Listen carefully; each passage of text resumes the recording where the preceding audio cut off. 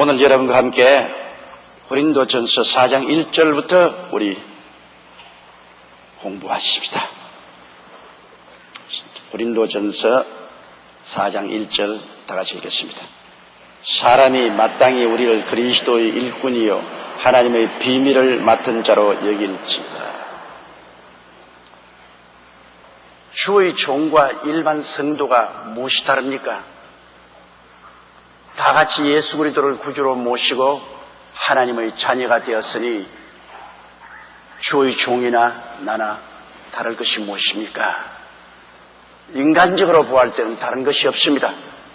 똑같은 죄인으로서 똑같이 예수 그리스도의 보혈을 믿고 성령으로 거듭나서 하나님의 자녀가 되었으니 차별이 있을 수가 없습니다. 똑같은 믿음을 가지고 있어요. 그러나 여기 바울이 사람이 마땅히 우리를 그리스도의 일꾼이요 하나님의 비밀을 맡은 자로 여길지라고 하는 것은 주의 종은 하나님이 무엇이나 일꾼으로 택하여 부르셨다는 것입니다. 일반적인 성도도 죄인들 가운데서 하나님이 불러서 일반적인 성도가 되게 하셨죠. 죽은 사람이 안 불러주는데 스스로 살아나지 못합니다. 우리는 다 죄와 허물로 죽은 사람들이었는데 하나님께서 우리를 불러주시기 때문에 우리가 깨어나서 예수를 구주로 모시고 구원을 얻었지 않습니까? 우리도 불러야 구원을 받았죠. 그러나 구원받은 사람들 중에서 또한 하나님은 모두 다 주의 종으로 택하지는 않습니다. 주의 종, 하나님의 특별한 비밀을 맡은 모সম과 일꾼은 부르심 받은 사람들 중에 또한 특별히 하나님이 택하셔서 주의 일꾼으로 삼습니다. 그리고 주의 일꾼으로 삼는 사람은 하나님의 확실한 소명감이 그 영혼 속에 임하신 것이고, 일단 하나님의 부르심을 받은 것을 거역하면은 그 사람은 이 세상에서 버림을 당합니다. 하나님이 주의 종으로 부르셨는데도 불구하고 그 부르심을 거부하고 자기 멋대로 나가면 그건 가시밭길을 자초하는 것입니다. 그러나 주의 부르심이라는 것은 자기에게 직접 오는 것이지 다른 사람이 옆에 권면해서 부르심을 받는 것은 큰일 납니다. 종종 주의 종이 되겠다고 내게 추천을 받아 놓은 사람 왜 주의 종이 되려고 하냐니까 우리 대교구장이 주의 종이 되라 그럽니다. 우리 셀리더가 주의 종이 되라 그럽니다. 또 누구가 주의 종이 되라 그럽니다. 이거는 황당한 일입니다. 왜냐하면 주의 종이란 하나님이 사용할 사람을 하나님이 부르시지 어떻게 사람이 부릅니까? 제가 아무나 당신 주의 종이 되시오. 그거 못합니다. 왜? 나의 종이 아니고 주의 종인데 주님이 직접 부르시지요. 자기의 영혼 속에 밤과 낮같이 확연하게 알 수 있는 부르심이 옵니다. 하나님이 날 불렀는지 안 불렀는지 희미하게 달빛 아래에 있는 것 같이 그런 상태가 되면 아직 부르심을 받지 못했습니다. 여러분, 이름을 부르면 분명히 들리지 않아요? 조용히 그러면 예, 부르지도 않았는데 예. 너 왜 자꾸 예 하니? 그럼 그거 낭패 아닙니까? 확실히 불러야죠. 그 주님이 부르시면 확실하게 딱 떨어지게 부르시는 것입니다. 확실히 알아요. 그러면 만사 제껴놓고 주의 종으로 나가야죠. 그런 똑 떨어지게 부르신 부르심도 없는데 옆에 사람들이 권면하기 때문에 자기도 주의 종이 돼야 되겠다고 간다면 우리 한국 속담에 남이 다 시장 가니 걸음지고 시장 가는 거 한 가지가 된 것입니다. 아주 낭패되고 말해요. 많은 교회가 낭패에 처한 것은 주의 부르심을 받지 않은 종이 강단에 서 있습니다. 이 하나님이 불러서 보내지도 않았는데 하나님이 대변자 역할을 하니까 이건 뭐 하나님 보시기에는 가짜죠. 정말로 큰일 난 것입니다. 이러한 사람들이 주의 재단을 사명의 처소로 삼지 않고 직업적으로 삼습니다. 여러분, 복음 증거는 직업이 아닙니다. 이건 사명입니다. 직업은 돈벌이 하기 위해 살지 않습니까? 주의 종의 사명이란 돈벌이 하기 위해 살지 않습니다. 먹을 것이 있어도 하고 먹을 것이 없어도 합니다. 살아도 하고 죽어도 합니다. 이건 돈벌이가 아니고 사명입니다. 사명과 직업은 굉장히 다릅니다. 콜링, 영어로는 사명을 콜링이라고 말합니다. 직업은 vocation이라고 말합니다. vocation과 콜링은 확실히 달라요. 사명을 가지고서 살든지 죽든지 흥하든지 망하든지 성하든지 쇠하든지 한다. 내가 이 길을 가다가 죽더라도 간다. 그게 하나님의 부르심인 것입니다. 내게 이익되면 하고 내 이익 안 내면 안 한다. 나 월급 많이 주는데 가서 목회하고 월급 적게 주는데 나 안 간다. 이건 직업이지 주의 부르심이 아니죠. 그러므로 주의 부르심을 받는다는 게는 하나님의 비밀을 맡으십니다. 하나님의 비밀은 뭡니까? 하나님 아들 예수 그리스도인 것입니다. 그리스도가 하나님의 비밀입니다. 주의 종은 하나님의 비밀인 우리 주 예수 그리스도의 사역과 죽으심과 부활하심과 장차 오심에 대한 그 깊이 있는 지식을 가지고 성령의 인도를 받아서 그 그리스도의 비밀을 전도하는 것입니다. 예수 그리스도의 비밀을 전도해도 그 인간의 지식으로 전도해서는 안 됩니다. 성령의 감화를 받아서 성령의 가르침을 쫓아서 그리스도의 비밀을 전도하는 것입니다. 그걸 전문적으로 하는 거예요. 일반적인 성도들도 다 예수 그리스도를 전도하죠. 그러나 하나님의 부르심을 받은 일꾼이요 종은 전문적으로 주의 비밀을 전도하는 것입니다. 그것이 평신도와 주의 종과 다른 것입니다. 주의 종은 주의 일꾼이요 모섬이요 주의 비밀을 맡아서 전문적으로 전파하는 것입니다. 그렇기 때문에 그런 점에서 직분상 차이가 있습니다. 한 인간으로서의 평신도와 주의 종은 똑같은 하나님 백성으로서 하나님의 자녀로서 차이가 없지만 직분적으로 차이가 있습니다. 그러므로 주의 종은 하나님이 부르심 받은 병사로서 만사를 제껴놓고 그 일만 집중을 하는 것입니다. 착실하게 주님의 사업을 하는 주의 종들은 하나님의 칭찬을 받고 사랑을 받죠. 또 착실하게 진실한 마음으로 주의 종으로서 일하는 사람들은 존경할 만하고 또 평신도들이 그를 위해서 많이 기도해주고 협조해줘야 됩니다.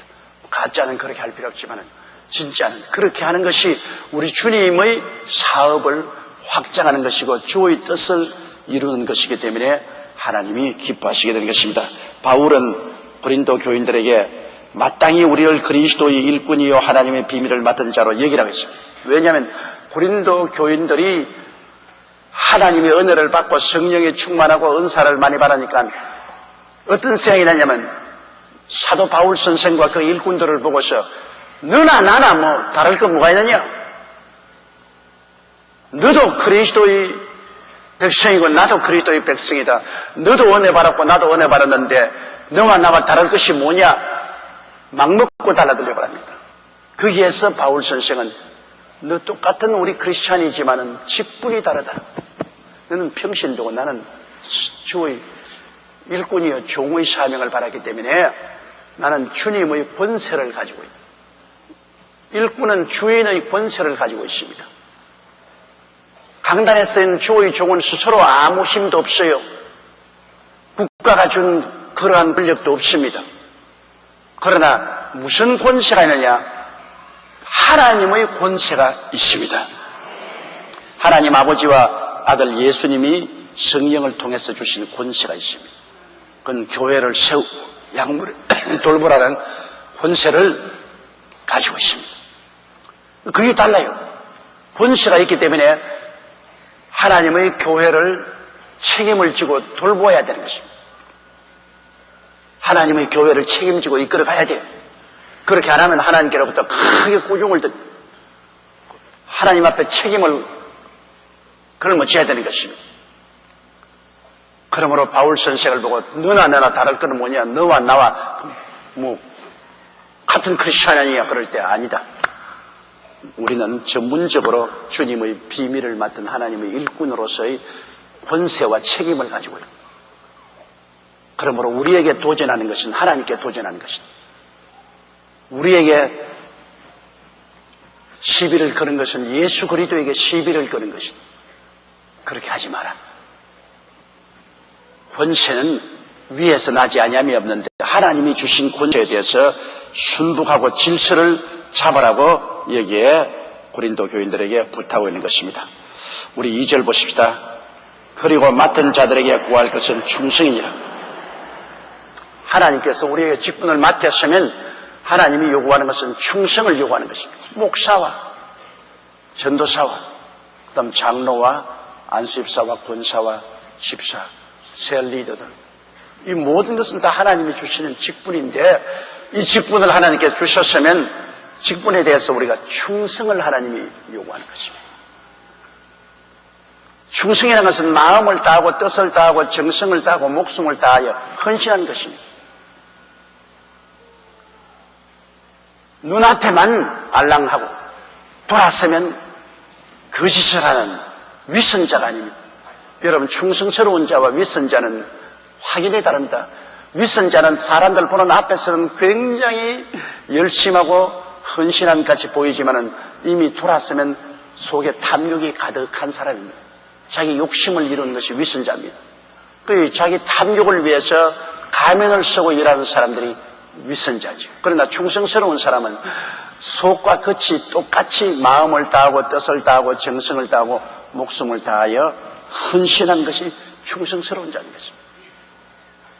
요사이 여러분, 우리가 신문을 보면은 국가 공무원들이 굉장히 부정부패가 많잖아요. 뭐 요사이도 무슨 뭐 진성령 개입더니 무슨 개입더니 뭐 개입대가 왜 그렇게 많은지 몰라요. 그거 다 왜 그러냐? 자기의 직장에 대해서, 자기의 직분에 대해서 충성스럽지 못합니다. 그걸 이용해서 탐욕을 이루려고 하기 때문에 문제가 생기죠. 그 직장과 직분에 마음을 다하여 충성을 하면 이런 일이 생기지 않잖아요. 주의 종은 교회를 심하면 교회에 충성을 다해요. 마음을 다하고 뜻을 다하고 목숨을 다 바쳐 교회에 충성을 해요. 교회를 이용해서 돈벌이 하거나 지위나 명예를 얻겠다고 하면 위선자죠.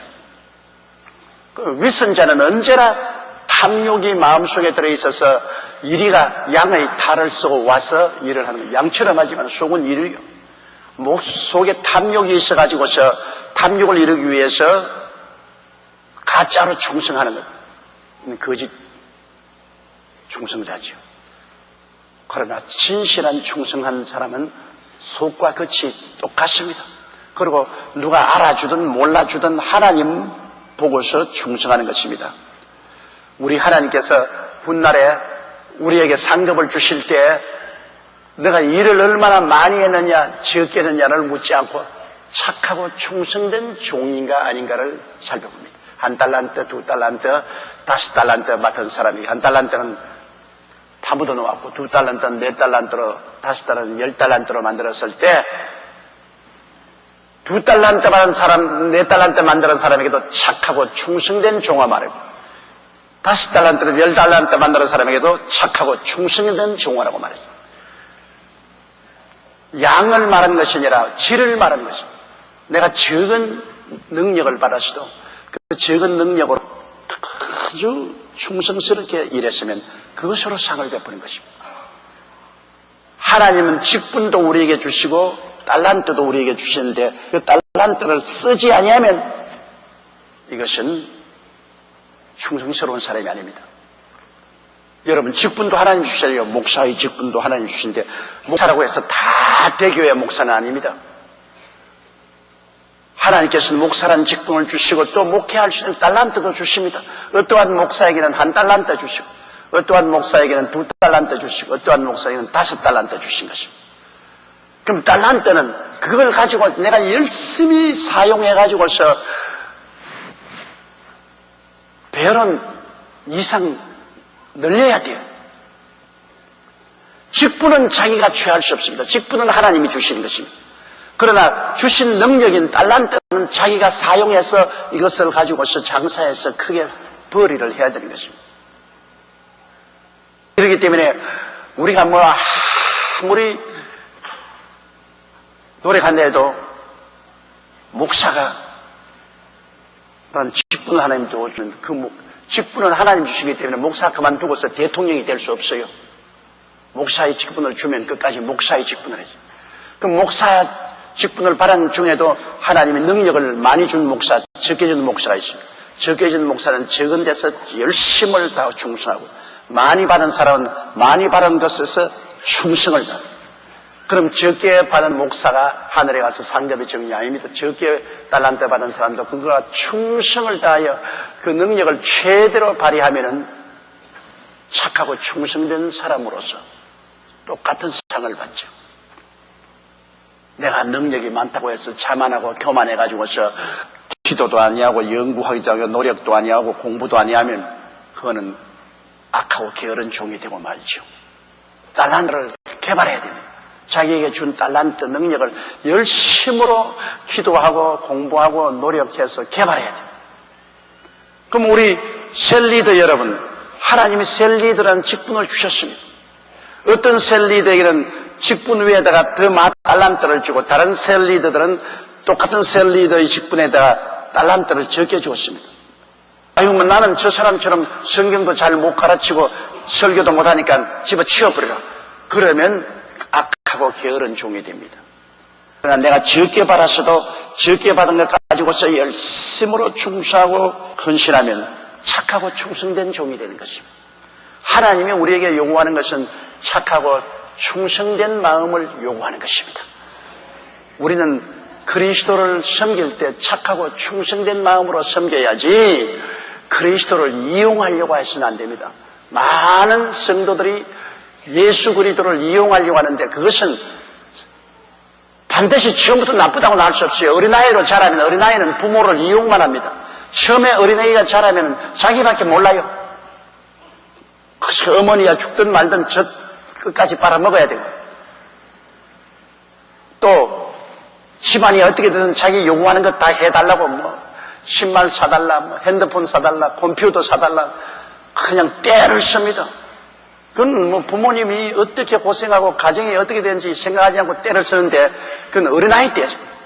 그러나 점점 자라면 부모님을 이해하고 동정하고 사랑하고 부모님의 삶에 동참하게 되면은 이제는 주시옵소서 달라고만 하지 않고 그 다음에는 부모를 도와주기 시작하는 것입니다. 나누고 주기. 이게 잘하는 것입니다. 잘하지 않고 자꾸만 사정 살피지 않고 몸은 다 커가지고 어른이 되었으면서 자꾸 달라고 하고 빼앗아가려는 것은 아직 어린아이죠. 장성하면 부모님을 이해하고 동정하고 부모의 그 고통에 동참하고 도와주시다. 점점 부모님의 하는 일에 동참을 하고 나중에 부모님이 힘이 없어지면 전적으로 부모님의 삶을 돌봐주는 이런 것은 성장한 사람인 것입니다. 우리 신앙생활 당하지요. 처음 예수 믿고 구원받았을 때는 그냥 하나님 믿고 좋기만 해서 기도만 하면 늘 주시옵소서 주시옵소서 주시옵소서 앉아놨으나 달라는 겁니다. 그래 어릴 때는 주님께서 주시죠. 어릴 때는 우유 주님께서 우유병 많이 만들어 놨다. 그래 마셔 우유병 주시죠. 그러나 예수 믿고 난 다음 3년도 되고 5년도 되는데 계속해서 주시옵소서 하면 그때는 엉덩이 얻어맞습니다. 너마 밤낮으로 주시옵소서가 뭐야 이만 자라가지고서 하나님을 이해하고 사랑하고 하나님의 사업에 동참해서 하나님의 일에 충성스럽게 헌신할 수 있어야지. 네 욕심은 부리냐. 그래가지고서 이제 얻어맞기도 하고 시험과 환난도 당하고 그래서 깨어지겠어요. 와, 주시옵소서만 하다가 안 됐구나. 큰일 나겠구나. 이제 주시옵소서 좀 덜하고, 이제는 주일날도 열심히 교회 나가고, 자꾸 달라고만 하지 말고, 11조도 충성스럽게 드리고, 그러고 하나님이 직분 맡기면 새 리더가 되면은 열심히 새를 위해서 기도도 하고, 하나님 사업에 헌신도 해야 되겠구나. 하나님의 사업에 동참하고, 하나님을 도와드리는 그러한 사람으로 변화되는 것이 자라나는 과정인 것입니다. 장성해지는 것입니다. 여러분이 오늘날 얼마나 장성했는가 그것을 스스로 판단하려면 얼마나 많은 기도를 주시옵소서로 하느냐, 그렇지 않으면 많은 기도를 하나님의 나라와 그 의를 위해서 기도를 하느냐, 교회를 위해서, 셀 식구들을 위해서, 믿지 않은 사람들을 구원하기 위해서, 이런 일을 위해서 많이 기도하게 되면 내가 상당히 자랐구나, 하나님의 사업에 동참하게 되고 하나님의 일을 걸머지는 이제는 충성스러운 사람이 되고, 그것을 여러분 판단할 수 있어요. 그렇게 성장한 사람에게 하나님은 더 많은 은혜를 맡깁니다. 장성했으니까 더 많이 맡기죠. 그러나 성장하지 못하고 내내 주시옵소서 하는 사람은 우유병밖에 안 줘요. 그래, 우유 차고 먹어라. 너는 뭐 주시옵소서, 아직 어린아이니까 우유나 먹어라. 우유 이외에 다른 것을 주님이 주실 수가 없죠. 그러므로 맡은 자들에게 구할 것은 충성이라. 우리가 점점 자라서 우리가 하나님 앞에 충성하여 우리 아버지의 기쁘신 뜻을 이루어드리는 우리들이 되어야 되겠습니다. 내 뜻대로 마옵시고 주의 뜻대로 하시옵소서 하는 예수님의 기도는 충성의 끝의 기도인 것입니다. 3절요. 너희에게나 다른 사람에게나 판단받은 것이 내게는 매우 작은 일이라 나도 나를 판단치 아니하노라. 왜냐하면 주님께 충성하는 사람은 다른 사람에게 의해서 판단을 받지 않습니다. 내 마음을 다하고 뜻을 다하고 정성을 다하고 목숨을 다하여 주님을 위해서 충성을 하는데 자꾸 다른 사람이 너 이렇게 해라 저렇게 해라, 그 일에 자꾸 좌왕우왕하면 아무것도 못해요. 여러분 이런 이야기 들어봤죠?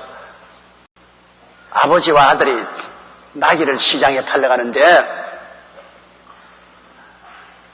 아들이 나귀를 타고 아버지가 나귀를 잡고서 가니까 한 동리를 가는데 노인들이 앉아있다가 저런 고약한 놈 봐라 말이에요. 아버지를 마부로 삼고 지가 말을 타고 가더니 저런 불효막심하고 고약한 놈 봐라. 그 말을 듣고 이거 안 되겠다. 넌 내려라. 내가 타마. 그래 어린아이가 내려서 말목을 잡고 아버지가 태우고 가니까 부인들이 앉아서 빨래를 하다가 보고서 저런 나쁜 영감 봐라. 어린아이를 길리고 자기는 어른이면서 나를 타고 가니 저런 것이 다 부모라고 하느냐. 세상이 말세가 되었다고. 저렇게 살아놓고 어린아이들을 무자비하게 부리는 게 어디 있냐. 이거 안 되겠다. 큰일 났다. 우리 둘이 같이 타고 가자.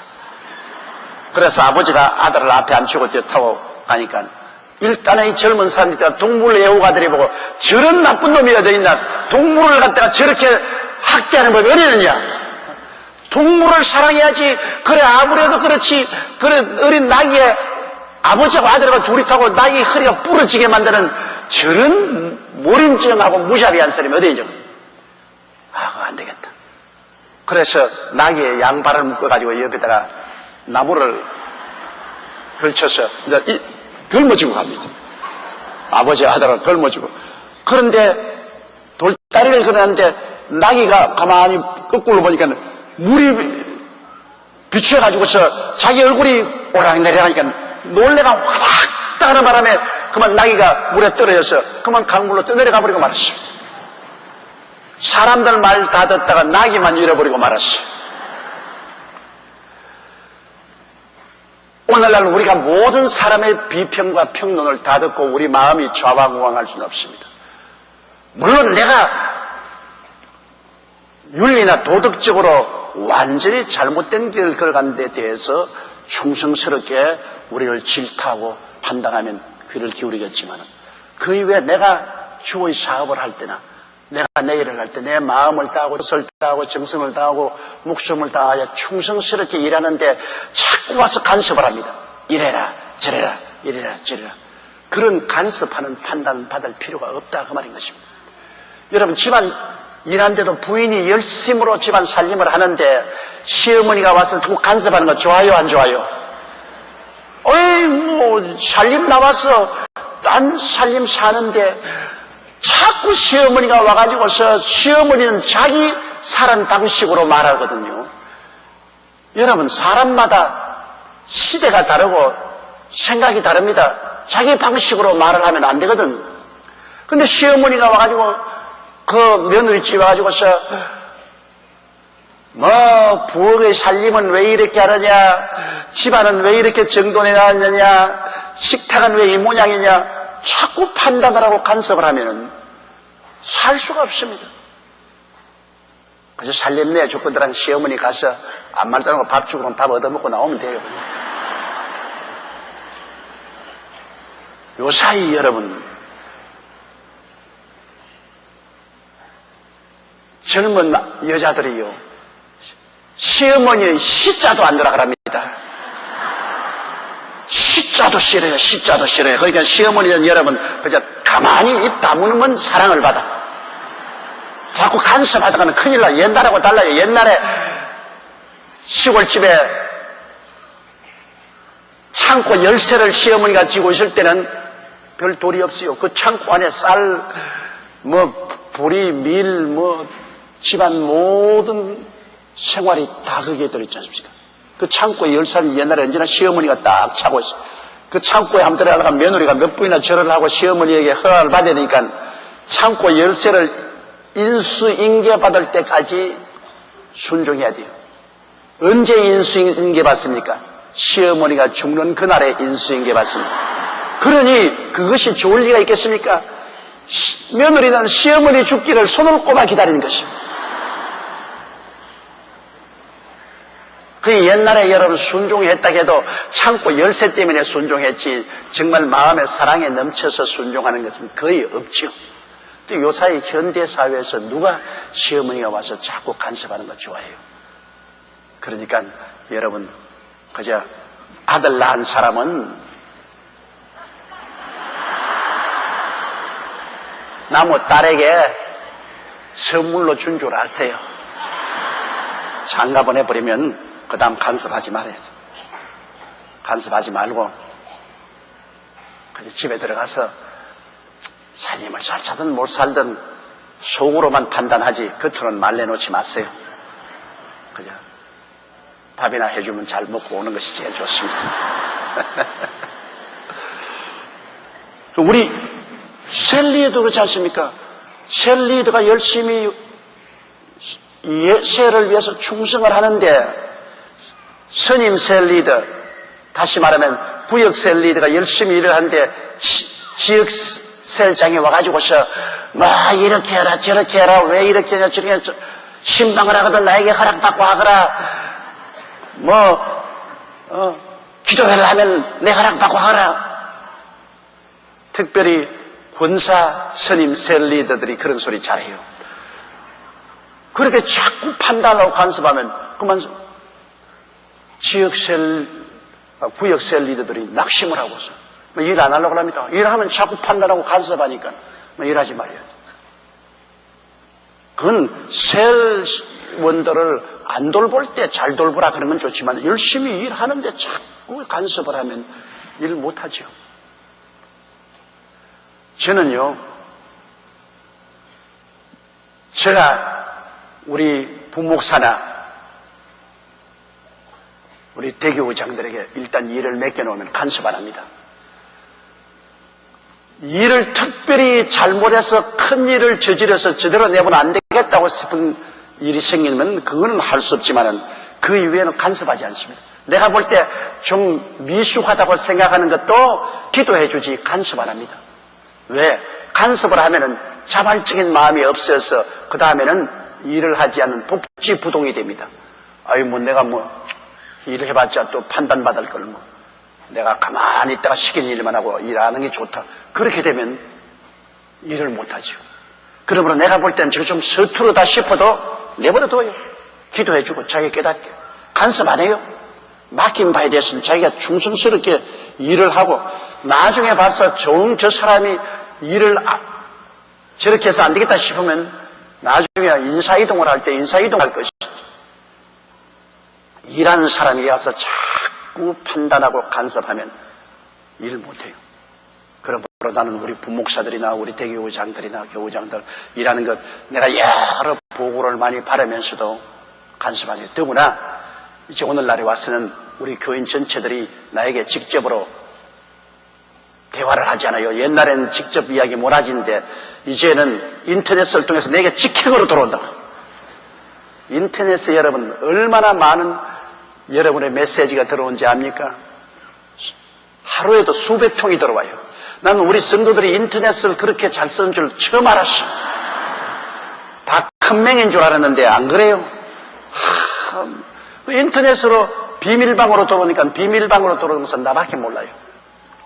비밀방은 여러분 아무에게도 안 나갑니다. 뭐 공개방으로 들어오는 것은 다 동네방네 다 뜯어차고 보지만은 비밀방으로 들어오는 것은 나만 봐요. 그 비밀방에 들어오는 인터넷을 보면은 우리 대교구장이나 교구장이나 혹은 장로님이나 주위에 있는 사람들의 모든 사연을 다 알려주기 때문에 옛날에는 모르던 것조차도 지금 다 알아요. 그러니까 옛날처럼 뭐 내가 적당히 해도 저 위에 앉은 조 목사는 이승만 박사처럼 모를 것이다. 이제 그럴 세상은 지나가고 말았어. 좋은 세월 다 지나가 버렸어. 옛날에 내가 외국에서 장로님 한 분 안수를 하는데 장로님이 안수식 날 안수한테 얼마나 통곡을 하고 땅을 치고 우는지 와, 내 안수가 정말 효과가 있는구나 생각해서 내가 막 더 머리를 누르고 막 기도를 해줬어요. 은혜를 받아야지. 훌륭한 장로님이 더 호함을 치고 울어요. 그래 이제 안수식 마치고 난 다음 식사 대접을 하는데 내가 그 장로님 옆에 앉아서 장로님 오늘 장로님 장로 안수 받는데 그렇게 눈물을 흘리고 은혜를 많이 받습니다. 그러니까 목사님 그런 게 아닙니다. 내가 큰 기도해서 나 때문에 은혜 받은 줄 알았는데 그런 게 아니라 그럼 왜 그렇습니까? 지사 때는 간혹 죄를 지어도 괜찮았는데 이제 장로가 되면은 이제 죄도 못 짓고 완전히 거룩하게 살아야 좋은 세월 다 지나갔구나 싶어서 어찌나 슬퍼서 울었습니다. 자, 그 말을 듣고 나니 웃어야 될지 울어야 될지 알 수가 없어요. 집사 때는 좀 죄를 지어도 괜찮은데 이제 장로가 되면은 이제 정말 거룩하게 살아야 하기 때문에 좋은 세월 다 지나갔다고 통곡하러 울었다.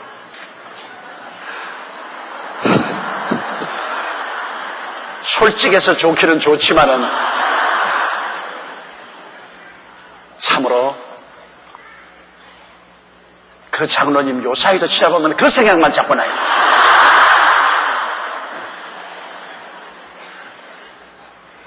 자, 너희에게나 다른 사람에게나 판단받는 것이 내게는 매우 적은 일이다. 너희 고린도 교인들이기나 또 다른 교인들이기나 나에게 판단해도 나는 그 판단에 좌우되지 않는다. 나는 하나님 부르심을 받고 내 최선을 다해서 일을 하고 있기 때문에 나를 갖다가 자꾸 간섭을 하고 이렇게 해라 저렇게 해라 잘한다 못한다 판단하는 건 나에게는 크게 중요한 일이 아니라는 것입니다. 나도 나를 판단치 아니하노니 나도 내 스스로를 판단하지 않는다. 내가 하나님 중심으로 일하면 내가 스스로 자책하지 않는다. 자책감이라는 것이 있지 않습니까? 일을 해놓고 난 다음에 너 잘못했다. 늘 마음에 자책감을 느낀다. 바울 선생은 자기가 마음을 다하여 주님 중심으로 했기 때문에 자기가 이상도 이하도 아닌 능력을 했기 때문에 그 다음 자책을 일이 실수하더라도 일이 잘못되어도 자책하는데 왜? 자는 최선을 다했으니까. 최선을 다한 사람은 자책할 필요 없어요. 최선을 다하지 않은 사람은 자기가 게으르게 했으니까 자책하지만은 자기 있는 힘을 다해서 일을 했으니까 자책하잖아요. 저는 솔직히 말해서 오늘 내가 천당 가더라도 제가 44년간 목회한 것 자책 안 합니다. 왜 자책하느냐? 나는 내게 주신 하나님의 능력에는 최선을 다해서 일했으니까. 나는 이 이상도 더 잘할 수 없고 이 이하도 할 수가 없어요. 내가 할 수 있는 최선을 다해서 세상 말로 말하면 악바리로 일을 해왔기 때문에 내가 스스로 자책할 것이 없어요. 주님이 내게 주신 사명은 내가 할 수 있는 한은 다 했습니다. 이 이상도 잘할 수가 없고 이 이하 못할 수도 없으니까 그 결과는 하나님이 알아해 주십시오. 그것이 자책할 것이 없는 것입니다. 가정주부면 남편이 벌어준 돈을 가지고 최선을 다해서 가정생활을 했다. 이식주 생활을 하고 애들 용돈도 주고 가정도 돌봐. 이 이상도 이하도 더 할 수가 없다. 이젠 자책할 것이 없다. 나는 이 집에 시집 와서 이 집 가정주부로서 내가 할 수 있는 최선을 다했다. 자책할 것 없죠. 그러나 남편 출근하고 나면은 낮잠이나 자고 그 다음에는 컴퓨터에 들어가서 날 쓸데없는 사람과 채팅이나 하고 바람이나 나고 그러면 자책할 일이 많지요. 가정이 무너지게 되면 가슴을 쳐야죠. 내가 잘못해서 그렇다. 내가 게을러서 그렇다. 내가 세상적으로 나가서 그렇다. 자책할 수 있죠. 바울 선생께서는 나 자책할 것 없다. 나는 내게 주신 능력을 최선을 다해서 일을 해. 그게 자책할 것 없다. 여러분 셀리더들이 나홀로 셀리가 돼도 또 자책할 것이 없으면 좋아요. 난 나홀로 셀리더입니다. 나는 최선을 다했어요. 열심히 기도도 하고 열심히 전도도 하는데 아무도 안 온 거 어떻게 합니까? 나는 최선을 다했어요. 그러니 나홀로 셀리더입니다. 좋아요. 자책할 것 없어요. 최선을 다했으니까. 최선을 안 당하는 사람이 자책할 것이 있지. 최선을 다하는 사람에게는 남에게 판단받을 것도 없고 내 스스로가 자책하고 판단할 것도 없습니다. 사람이 최선을 다하느냐 안 하느냐 그것이 문제죠. 최선을 다하는 사람에게는 남에게 판단받을 이유도 없고 자기 스스로 자책하고 판단할 이유도 없습니다. 인간이 세상에 살면서 최선을 다한다는 것 그것이 참 중요합니다. 끝까지 내게 준 능력대로 힘껏 일해본다. 힘껏 일해본다. 내가 어제 기도하는 가운데 가만히 보니 야 이것 봐라. 올해가 다 지나가고 몇 년이면 내가 한국 나이로 67살이 된다. 이거 끝장났지 않느냐. 우리 나보다 훨씬 젊은 장로님 두 분이 전문 주간에 세상을 떴어요. 나보다 훨씬 젊은 50대, 60대 초반 장로님이 나 앞에서도 늘 왔다 갔다 왕래도 하고 일도 하신 분이 갑자기 세상을 떴어요. 그런데 내가 어지럼증이 오더라고요. 야, 진짜로 가는구나. 그럼 나도 모르는 동안에 흐르는 세월 따라 67세가 되었으니 번쩍하면 70세고 이거 뭐 이제 끝장나는 거 아닌가. 그러자 한쪽에서 내 마음에 뭐라고 쏟아내면 그러니까 이제 아침 7시에 출근하고 쫓도록 발버둥 치고 하지 말고 이제는 10시쯤 늦어가니 교회 출석하고 좀 편안하게 살아라. 그런 마음이 생겨나지 않습니까? 그러나 그 다음에 또 기도를 하고 생기나 아니야. 죽을 때까지 악바리로 살아야지. 죽을 때까지 악바리로 살아야지. 내가 처음 출발할 때 악바리로 출발해서 빈손 들고 목회를 시작해서 지금까지 왔는데 내가 죽을 때까지 느슨하게 할 수가 있냐. 악바리로 살아야지. 악바리로. 내가 전당할 때까지 그거 가야지.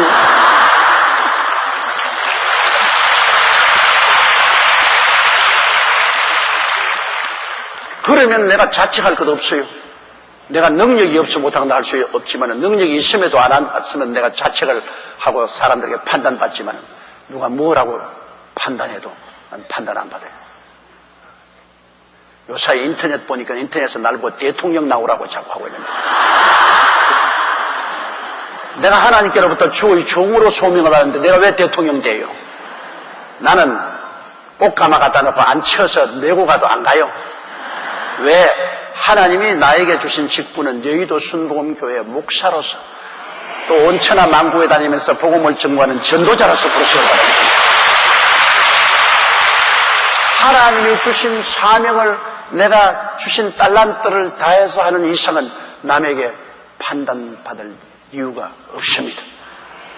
내가 갈 길 가는 거죠. 여러분들도 다른 사람에게나 판단하는 것이 없고 여러분 스스로도 판단하지 않는 삶을 살려고 하거든 최선을 다하고 사십시오.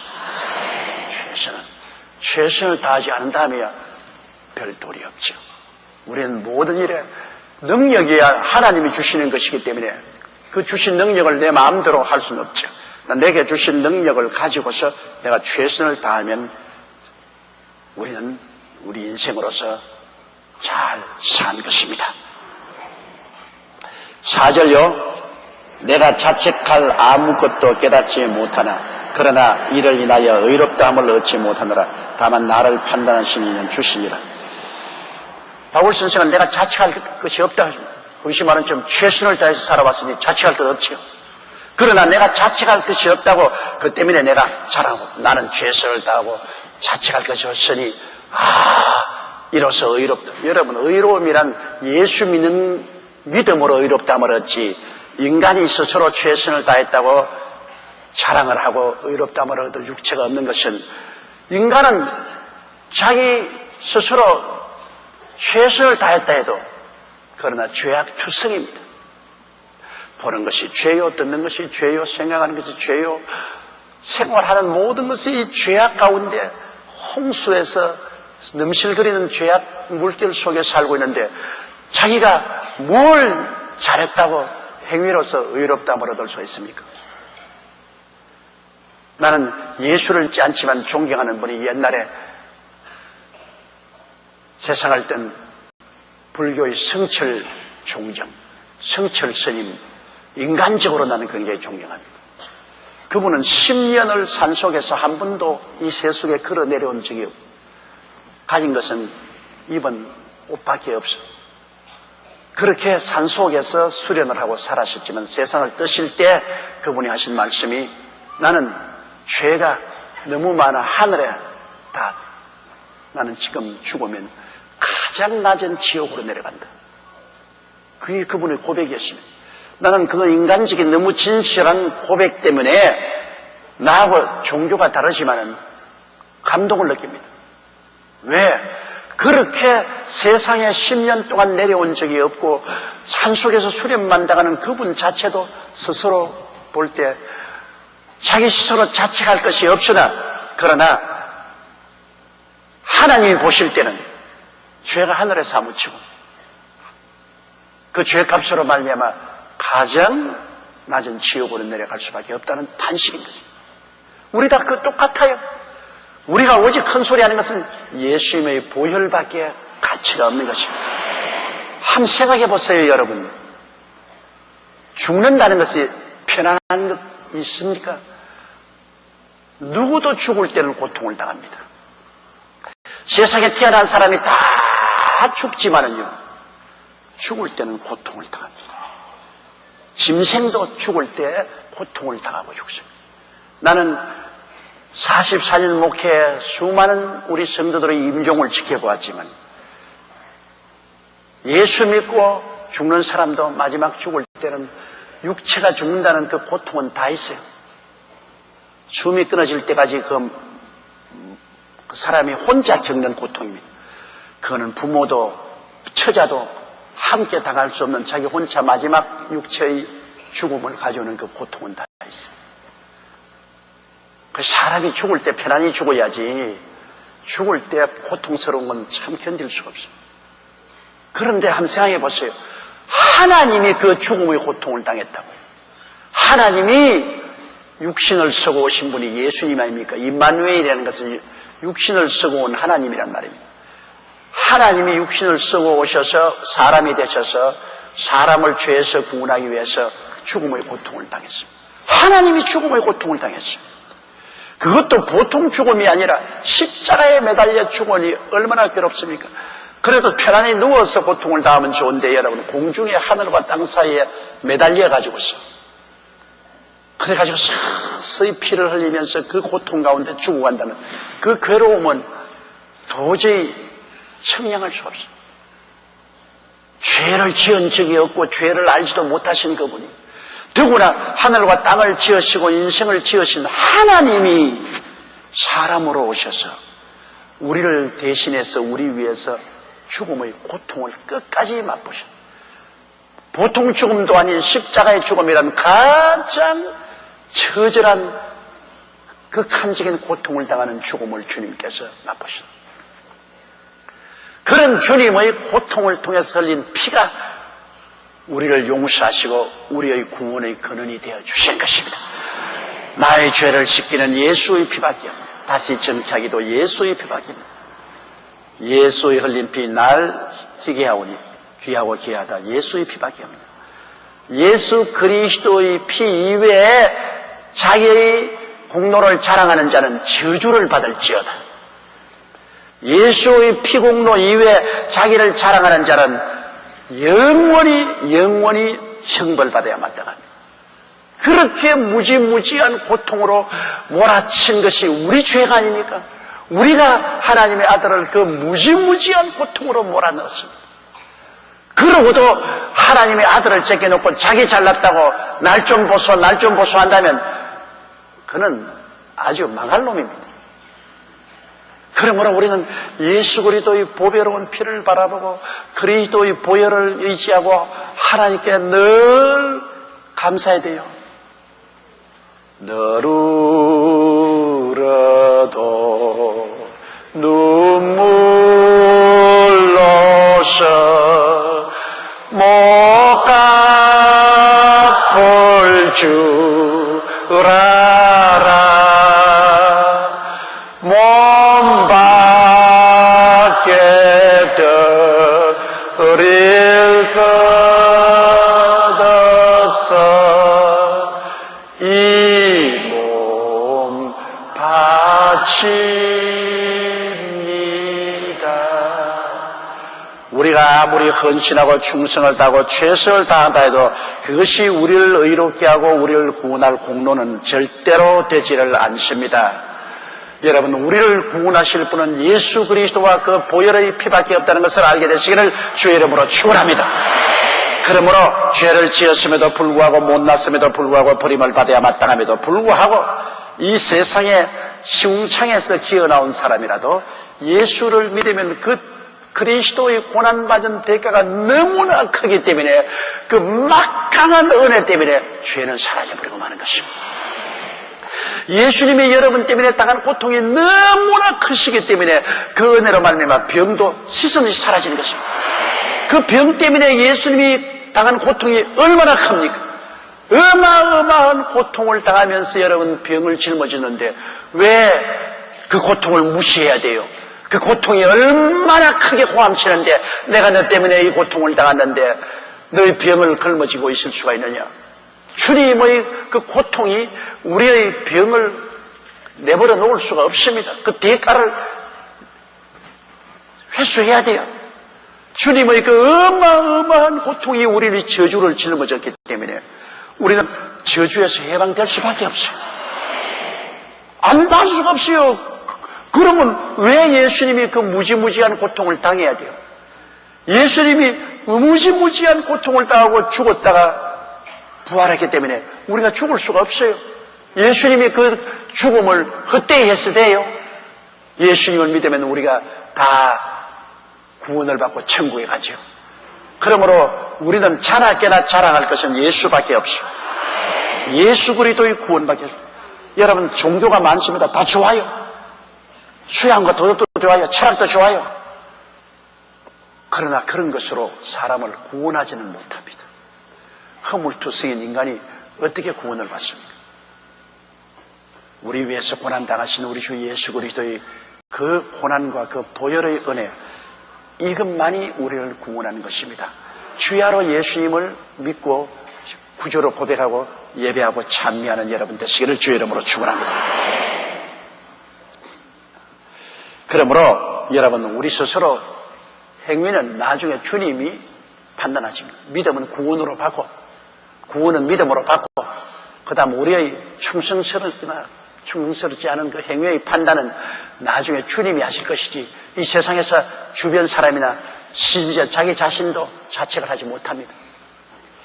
자, 그러면 5절 보십시다.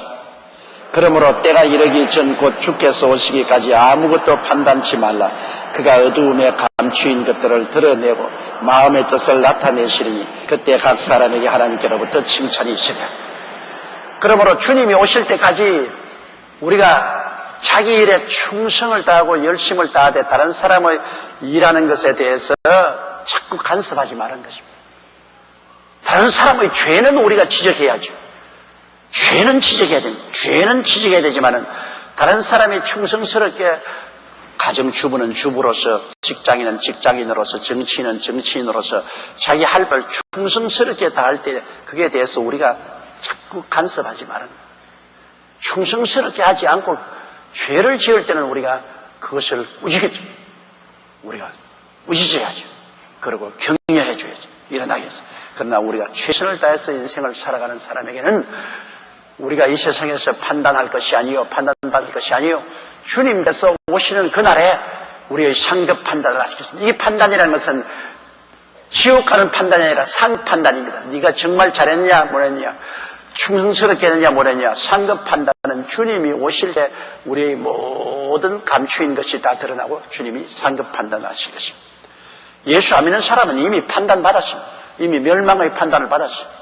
죄의 값은 사망이라 사망의 판단받았기 때문에 그 이상 다른 것들 말할 필요 없어요. 예수 믿는 사람은 예수 믿고 구원받고 난 다음 하나님이 주신 우리 삶의 직분을 쫓아서 충성스럽게 최선을 다해서 살았으면 이 세상에서 우리가 서로 네 잘했다 못했다 판단할 것이 아니라 주님이 오셔서 우리의 모든 농공 행상을 다 하시고 주님이 판단해서 칭찬받을 것은 칭찬받고 우중받을 것은 우중받을 것입니다.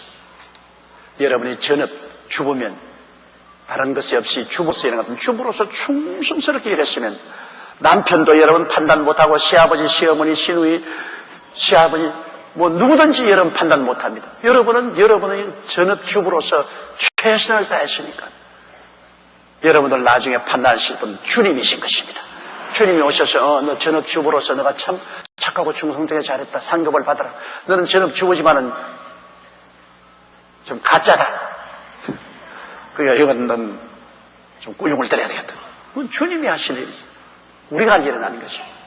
우리가 할 일은 오직 부르신 자에게 향한 충성인 것입니다. 내게 주신 직분에 대해서 내가 전심전력을 다하고 충성을 다해서 살았으면 그로서 내가 사람들의 판단을 받을 이유는 없는 것입니다. 주님이 오셔서 판단할 것이 우리는 남 자꾸 판단하지 말아요. 저 사람 뭐 일 잘한다, 저 사람 못한다. 우리가 판단할 능력이 없습니다. 주님이 판단할 능력이 있죠. 우리는 우리 스스로 하는 일에 충실을 다하고 남이 잘한다 못한다를 자꾸 간섭하는 간섭쟁이가 되지 않기를 주님 이름으로 축원합니다. 간섭은 이를 도로 그리치게 되는 것입니다. 위에서 기도하고 격려하는 것은 좋습니다. 오늘날 우리에게 가장 필요한 것은 칭찬입니다. 판단은 간섭하는 일이죠.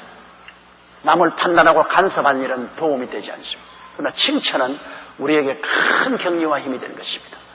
칭찬은 우리 이 생활 속에 기계에 기름을 부어주는 것입니다. 그럼 기계가 잘 돌아가죠.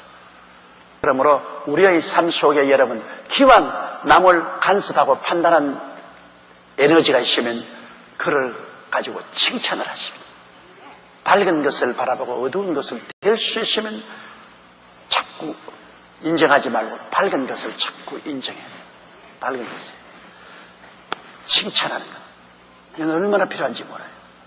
여러분 집에 가시는 남편은 끊임없이 아내를 칭찬하려고 해요.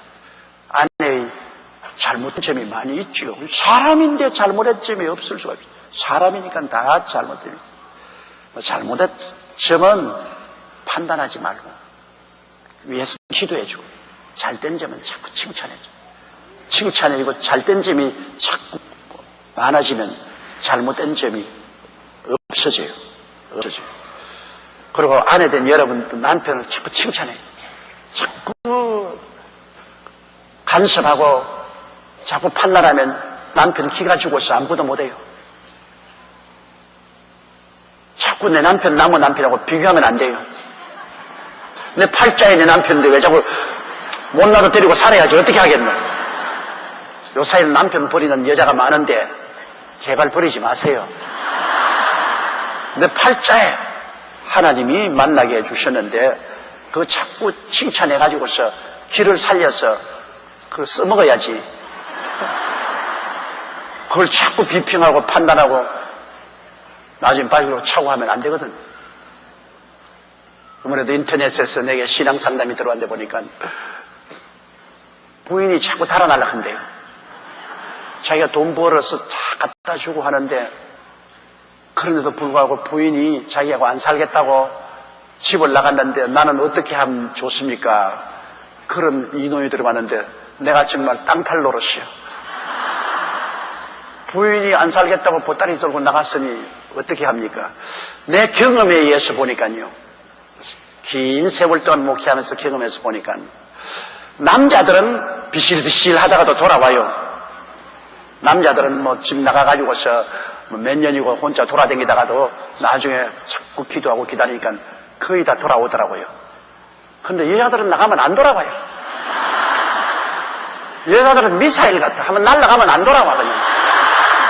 그러니까 남자들이 여자들 나가기 전에 바짝 잡아놔야 돼요. 한번 나갔다 하면 다시 돌아올 줄을 몰라. 그냥 떠나버린 거예요. 그런 거 보면 참 여자들이 마음이 독하다고요. 뒤도 안 돌아본다고. 그런 내가 여자들 찾아가서 예배도 봐주고 사점도 해본 적이 있습니다. 그러지 말고 자식들을 생각해서 돌아오라고. 그렇게 해도 탁 땀을 갖다 큰 예배 보고 기도해 주는데 결과에 이제 돌아오시겠지요. 그런데 비해서 남자들은 마음이 훨씬 허물허물해요. 남자들은 그 돌아다니는 것도 붙잡아가 기도하고 하면 눈물도 흘리고 그러고 내 마음 나도 몰라요. 그러면서 내 마음이 돌이켰으면 내가 돌아가야죠. 그리고 거의 돌아와요.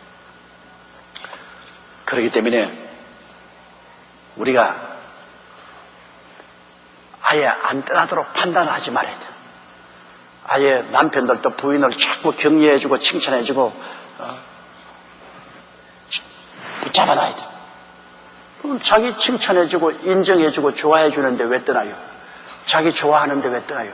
자꾸 판단하고 간섭하고 미워하게 만드니까 만정이 떨어지면 떠나지.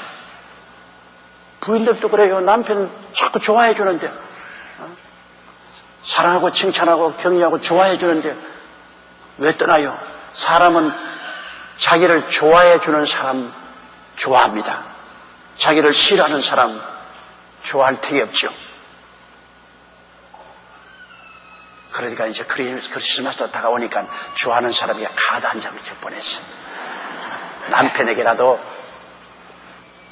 쑥스럽지만 크리스마스 카드에 편지 좀 쓰라고요. 나는 그동안 살아오면서 몰래 당신을 사랑했습니다 하고 받아보면 읽어보면 참 머리가 이제 희끗희끗 기어가면서 주책 없이 이런 소리 쓰는구나. 그렇게 해도 좋다고 읽으면 남편도 부인에게 편지 썼어요. 편지. 실제 말하려면 쑥스러워서 못하지 않아요. 그러나 편지는 쓸 수 있어. 보통 때 편지 쓰면 쑥스럽고 크리스마스 때가 좋아. 이런 기회에 또 카드 보낸 채 가서 카드 하나 써가지고 참 그러면요 그 카드 부인이 죽을 때까지 가슴에 안고 있다. 시간심 내보고 읽어보고 또 갖다 넣어 또 내보고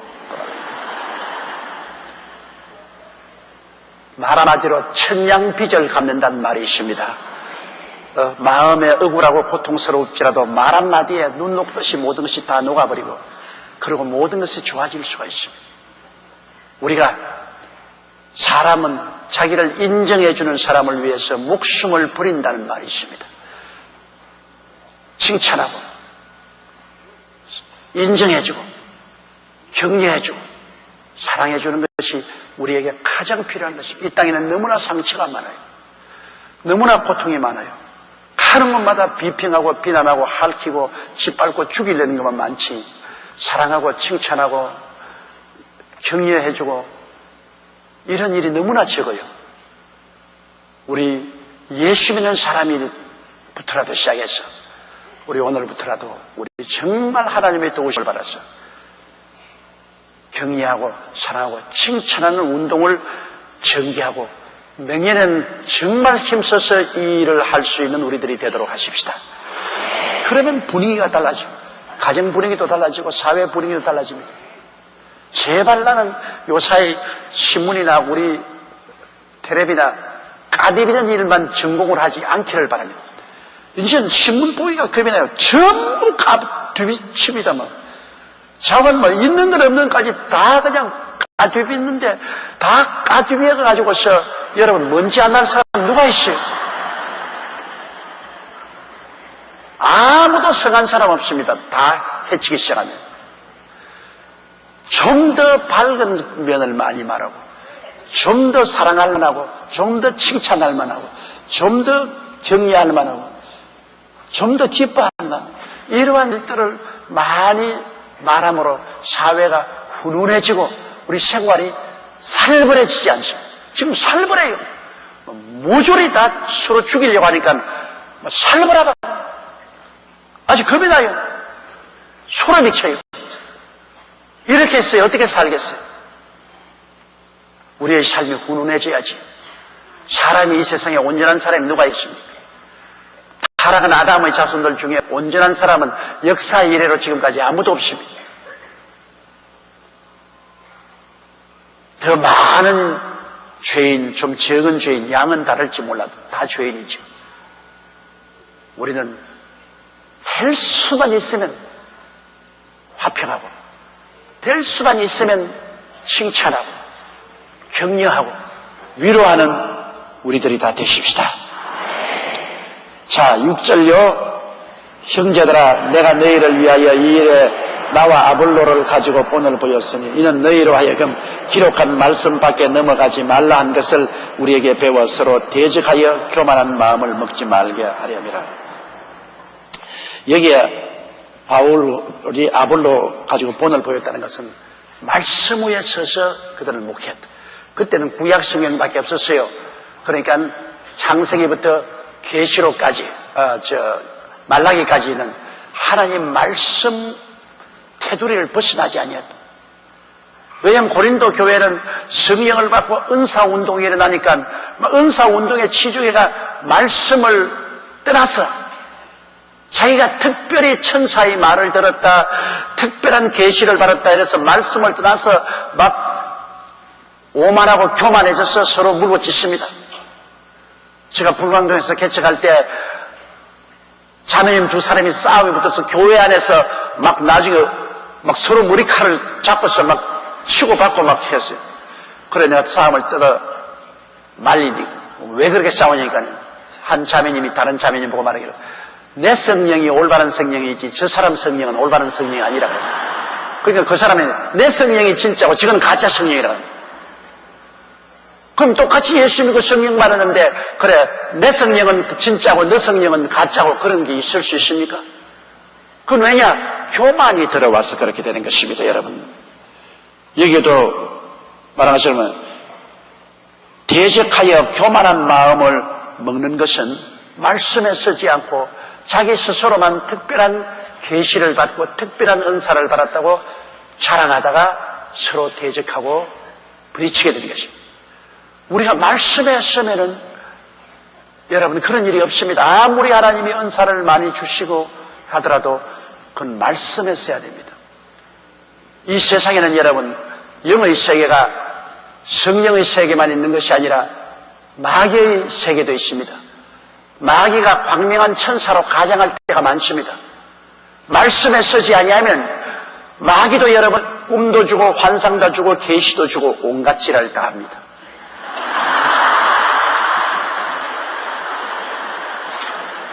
그러므로 꿈을 보았다, 환상을 보았다, 묵시를 받았다, 그러므로 하나님 뜻이다.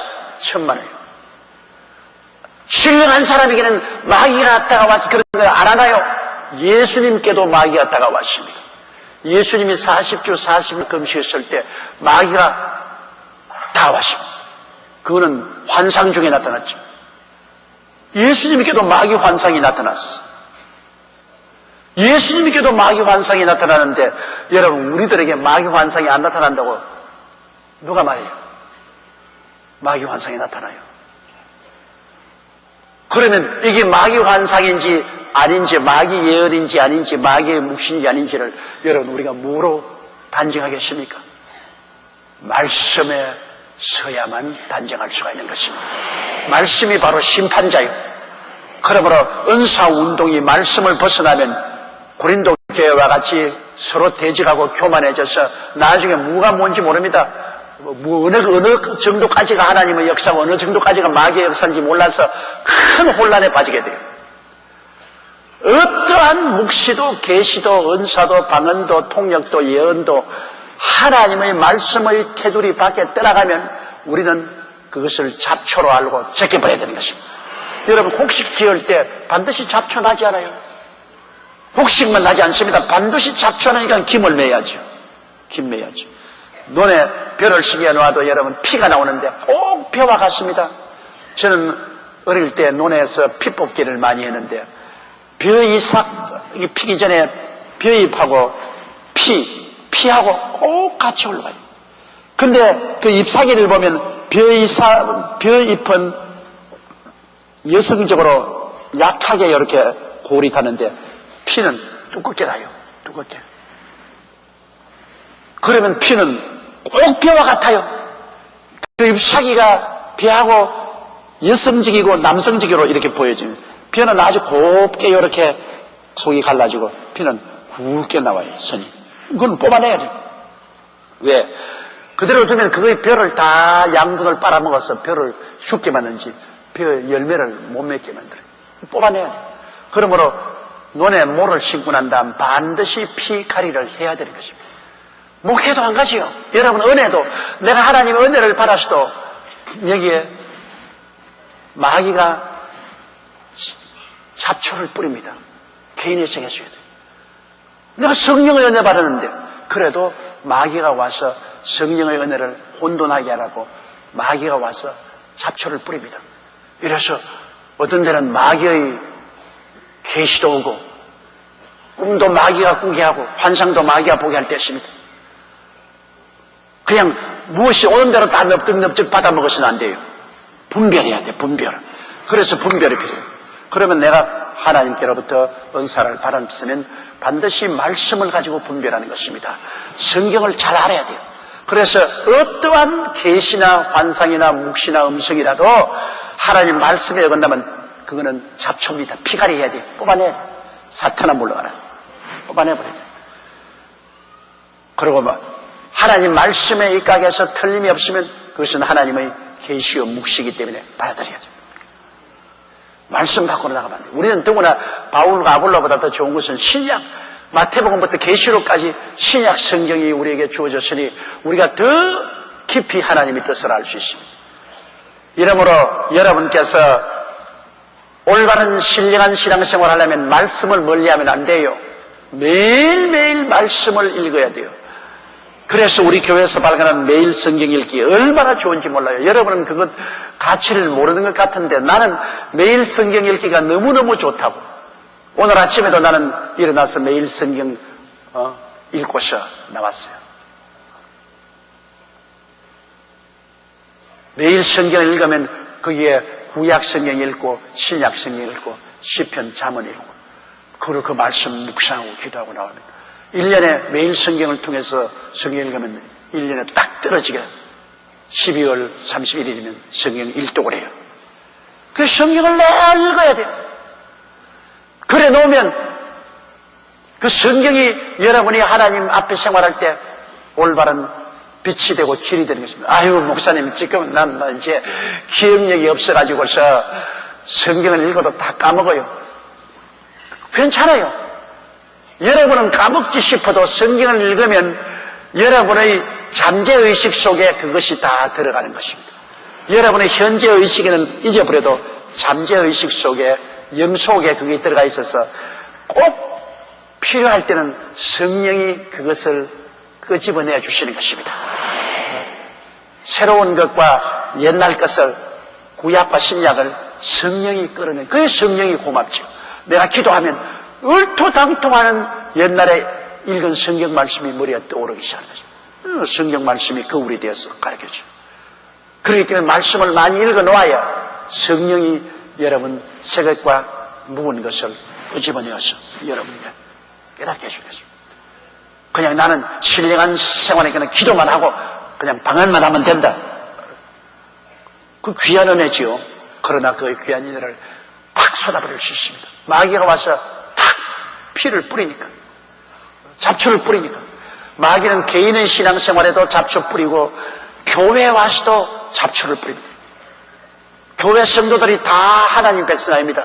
그 가운데 마귀의 자식들도 와 있습니다. 다 약물이만 있는 것이 아니요, 염소도 그게 들어있는 것입니다. 마귀의 자식들도 들어와 있어요. 그렇기 때문에 목회자는 자세히 바라보아서 약물이들을 보호하고 마귀의 자식들을 분리해내야 돼요.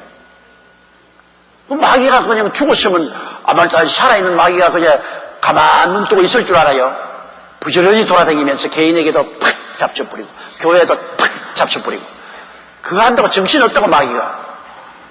지금도 마귀가 내 있을 가면 내 말 안 해. 그것을 지금 듣고 있어요.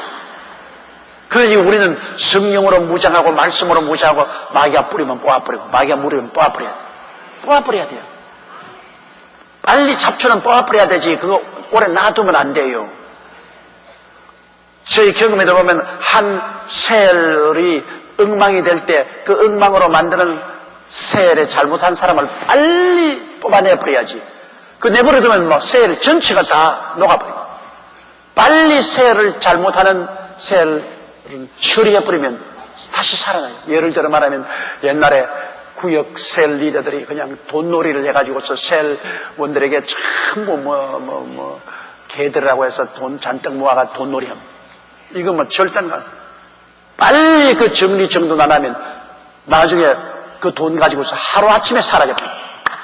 그럼 셀 뭐 절단나죠. 그런 거 알면 빨리 바꿔야지. 빨리 정돈해야지. 마귀의 일은 빨리 뽑아버려야 됩니다. 마귀의 일은 그대로 두면 안 돼요. 두면 상처가 점점 깊어지는 것입니다. 여러분 홀만 들어가기 시작하면 빨리 고름을 짜내야지. 그대로 내주면 고름의 심지가 자꾸 깊이 들어가지고 뼛속까지 들어가요. 나중에는 짜낼 정도가 아니라 잘라내야 돼요. 마귀의 일은 멸해버려야 되는 것입니다. 그러므로 말씀에 써야 돼요. 말씀에 써야 돼요. 말씀과 은사가 같이 있습니다. 말씀만 있으면 되지 싶어도 말씀만 있으면 능력이 없어요. 능력만 있으면 되죠. 말씀이 없으면 능력이 잘못 사용하게 돼요. 말씀과 능력이 같이 가면 두 날 가진 검에 대여 영과 홍과 및 관절과 골수를 짜게 되는 것입니다.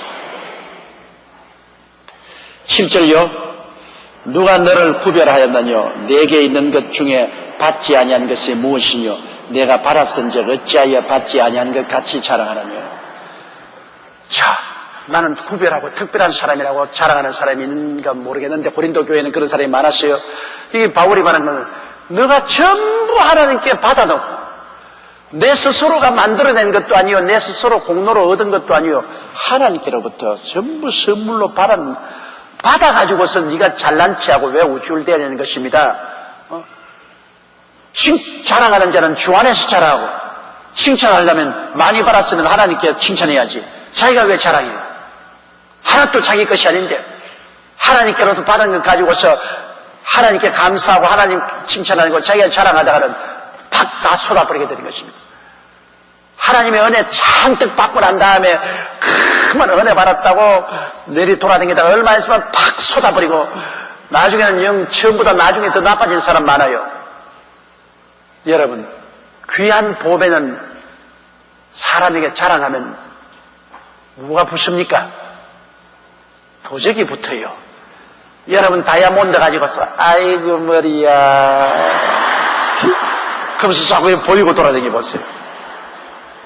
나중에 틀림없이 도둑놈이 그 다이아 반지 받으러. 귀할수록 자꾸 감춰야 돼요. 여러분 장단지는 별로 귀하지 않기 때문에 뜰밖에 내놓잖아요. 화분은 좀 더 귀하니까 방 안에 갖다 놨잖아요. 그러나 금은 보화는 농장 안에 넣어놓잖아요. 수표나 돈은 금고에 넣잖아요. 감추지 않아요. 귀한 것일수록 감추어야 도적이 안 들어오죠. 은사는 귀한 것입니다, 여러분. 하나님의 성령의 은사는 귀한 것이기 때문에 은사는 아주 감추어서 필요할 때 탁 써야지. 돈 좀 있다고 돈을 그냥 잔뜩 가지고 돈 좀 보소, 돈 좀 보소, 나는 이렇게 돈이 많아요, 돈 좀 보소. 도둑놈이 줄을 쓸 겁니다. 줄을 써. 얼마 있으면 아주 입은 것까지 홀짝 다 뺏겨갑니다. 돈은 참 있으면 있을수록 감춰야 돼. 은행에 넣어놓든지 집에서 금고에 넣어놓든지 감춰놓고 필요할 때 탁 내쓰고, 쌀 사러 갈 때 싹 내쓰고, 옷 사러 갈 때 싹 내쓰고, 병원에 갈 때 싹 내쓰고. 얼마나 귀합니까? 감추어놨다세요. 은사라는 것은 사람들에게 자랑하면 곧장 마귀에 와서 빼앗아갑니다. 여러분이 하나님께 은사를 바라면 받을수록 입 딱 다물고 있어요. 감추어놔요. 감추어놔요. 그러다가 필요하면 병자회식 기도할 때 필요할 때는 그 은사 쓰고, 남에게 카운셀링 할 때 필요할 때는 그 은사 쓰고, 전도할 때 필요할 때는 그 은사 쓰고, 그 다음 자랑은 하지 말아야 돼요. 자랑하면은 빼앗깁니다. 1만 공로를 세우고도 한마디 자랑하면 그 공로가 다 없어져요. 칭찬은 다른 사람들이 하게 만들어야 됩니다. 다른 사람이, 와, 저분에게 기도받으니 병 났더라. 카운셀링 받으니 문제가 해결되더라. 저분에게 기도받으니까 참 은혜 오더라. 자기도 입 다물고 있죠. 다른 사람이 칭찬하는 것은 좋습니다. 자기가 자랑하면 뺏겨요. 다른 사람이 보고, 야, 저 사람은 뭐가 있는 것 같아. 옷도 잘 입고, 밥도 잘 먹고, 여행도 하고, 왜다 돈이 있는지 모르겠다. 다른 사람이 말하는 건 좋아요. 그건 입 딱 다물고 있으면 어딘지 모르잖아요. 자기가 댕기면서 우리 집에 돈 있다. 우리 집에 막 경고에 막 수백만 원 있다. 그러면 그거는 도둑놈 들어오시오 하는 거 한 가지죠. 이 세상에 가장 무서운 사람이 입 딱 다물고 있는 사람이에요. 친구들 간에 모여도 입 딱 다물고 가만. 자, 저놈의 속에 뭐가 들었는지 알 수가 없어요. 입 다물고 있는 사람만지 겁난 게 없습니다. 저게 얼마나 지식이 있는지, 얼마나 무식한지 알 수가 없어요. 입 딱. 겁이 납니다. 입을 다물고 있는 사람은 눈치를 보게 되고 겁이 나게 돼요. 그러나 입을 열어서 말하게 되면 얼마에서 속이 싹 까지고 버린 것 때문에 벗은 속처럼 싹 벗겨서 보여줘요. 그 말을 많이 하는 사람은 너 속에 이런 정도가 들어있구나. 대번에 알잖아요. 그렇기 때문에 침묵은 금이고 웅변은 은이란 말이 있습니다. 말을 안 하고 침묵하는 것이 좋고 꼭 필요할 때만 말하는 게 좋은데 그게 잘한데 저는 일생을 말을 안 하고 살았으면 싶은 생각이 늘 나는데 그게 잘한데 물론 설교할 때는 해야지. 그런데 가족들 간에 모였을 때 쓸데없는 말을 하게 돼요. 저 말을 하게 되면 잘했다 못했다 말도 하게 되고 남은 비밀도 누설하게 되고 그러니까 그냥 꼭 필요한 것 말 이외에는 입 딱 다물고 있으면 참 좋습니다. 여러분들도 물론 여기서 딱 보니까 여러분 입 다물고 있는 사람이 대다수로 보여요. 입 다물고 있으면 나도 편하고 남도 편해요. 말 안 하는 것이 금이라는 것을 알아야 되는 것입니다. 우리가 다 하나님으로부터 성령의 은사를 받았으면 입 딱 다물고 있어요. 감춰야 돼요. 그리고 필요할 때만 사용하고 동네방네 다니면서 뜯어져 제끼고 자랑하면 얼마짜리 은사 다 부어버리고 마는 것입니다. 쏟아버리고 말아요. 자, 8절요. 너희가 이미 배부르며 이미 부유하며 우리 없이 왕노릇하였도다. 우리가 너희와 함께 왕노릇하기 위하여 참으로 너희의 왕노릇하기를 원하노라. 고린도 교회는 정말 은혜를 많이 받은 것입니다. 그런데 은혜를 너무 많이 받으니까 영적으로 배불러지고 영적으로 부유해져서 우리 이만하면 됐다고 아주 임금 노릇합니다. 영적으로 배고프고 영적으로 가난할 때는 겸손하게 돼서 은혜를 받으려고 애를 쓰고 하나님의 축복을 받으려고 애를 쓰는데 고린도 교회는 말이죠. 바울 선생의 목회를 통해서 영적으로 이미 배가 불러 영적으로 이미 부유하였어. 아예 이제는 임금 노릇합니다. 큰 소리 꽝꽝하고. 그런데 바울 선생이 말씀하는 것은 너희들만 왕노릇하지 말고 우리들도 같이 왕노릇하자. 너희가 아주 그리스도 안에서 왕같은 재상이 된 건 참 고마운 일이다. 지식에도 은사에도 왕처럼 부유하고 풍성하게 된 것 참 감사한데, 그런데 너희들을 이 왕같은 재상이 되도록 인도해 준 우리 사도들이나 주의 목회자는 제껴버리고 필요 없다고 말하고, 이제는 사도도 필요 없고 우리 목회자도 필요 없다. 난 우리끼리만 왕노릇 하겠다. 그렇게 생각하면 문제는 크게 잘못된 것입니다. 교회는 반드시 지도자가 있어야 되고 인도자가 있어야 되는데, 우리를 너희와 똑같은 왕으로 생각하고 그리스도 안에서 함께 왕노릇하자. 함께 왕노릇. 우리를 무시하거나 발길로 차지 말은 것입니다. 같이 왕노릇하자.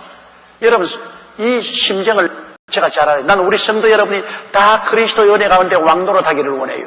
여러분이 다 택하신 족속이요 왕같은 제사장이요 거룩한 나라여 거의 소유된 백성으로서 영원히 잘됨같이 범사에 잘되며 강건하고 생명을 얻되 넘치게 얻게 되기를 원하지만은, 그러나 여러분이 그렇게 은혜 받았다고 해서 이제는 조영기 목사도 필요 없다, 교회도 필요 없다, 뭐 우리 마음대로 이제는 가정재단 쌓고 내 혼자 예수 믿을 수 있다, 이렇게 나가면 문제는 아주 고약해지는 것입니다.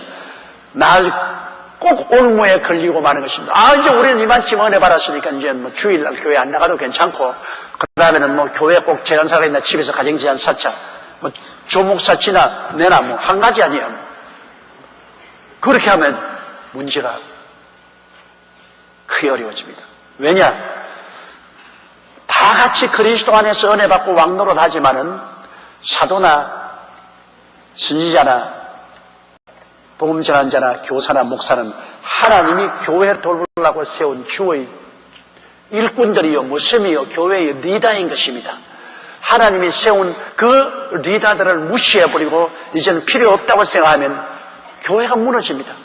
그리고 자기 왕노릇하는 것도 잘못하면 도로 종으로 전락할 수가 있는 것입니다. 우리가 왕노릇하면 할수록 교회의 질서와 제도를 꼭 지켜야 돼요. 여러분이 은혜를 받으면 받을수록 교회를 떠나면 안 돼요. 교회 더 열심히 나와서 섬기고, 은혜를 받으면 받을수록 교회에 하나님이 세운 똑같은 다 왕노릇하지만은 질서, 교회 주의 종이나 장로님이나 안수집사나 권사님이나 셀리더나 존경할 때는 존경하고 인정할 때는 인정하면서 질서를 세워서 우리가 함께 왕노릇 해야지. 이제 내가 왕이 되었으니까 너희들 다 필요 없다. 난 내 마음대로 한다. 산술하지 마. 나는 왕이다. 그러다 보면 그건 개똥왕이 되어요. 진짜 왕이 되지 않고 개똥왕이 되고 말해요. 이 고린도 교인들이 그런 위험에 있습니다. 그들이 너무너무나 바울 선생의 목회를 통해서 잘 먹고 잘 배우고 영적 은혜가 충만하고 배부르고 부자가 되고 다 왕. 이제는 뭐 우리 개인적으로 이제는 뭐 바울 같은 거 없어도 좋다 말이야. 목회자 없었다면 우리 스스로 해 나갈 수 있다. 뭐 오케이다. 그리고 막 너팟 내팟 갈라가지고서 자기 마음대로 나가면, 이렇게 되면 천국은 무너져버리고 개인 신앙도 무너지는 것입니다. 아무리 은혜를 받고 우리가 풍부한 신앙 속에 들어가서라도 하나님의 교회의 제도와 법도와 질서는 지키고 우리 나가야 되는 것입니다.